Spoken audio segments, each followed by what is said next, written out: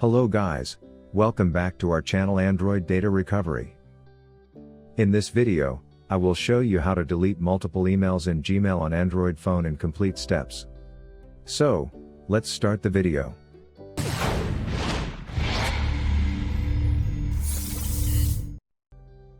But before proceeding with this video, make sure to subscribe to our channel and hit the bell icon to get notified when we post a new video.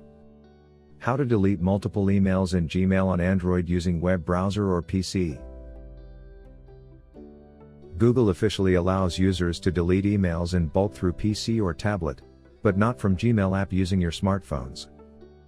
But there is a way through which you can get rid of emails in bulk all at once directly from your smartphone. To delete emails from Gmail, the process is similar for desktop and smartphone web browser.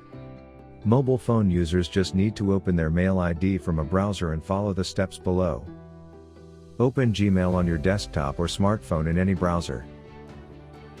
In the inbox section at the top left, click the down arrow. Tap and select all the messages. If you have more than a page of messages, you can click checkmark box just above the primary option to select all conversations.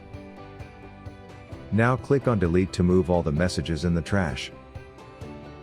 But what if you want to delete messages in bulk from a particular category? Well, the process is similar. After opening Gmail in browser, select on the category page you want to delete messages. You can select from primary, promotions and social options.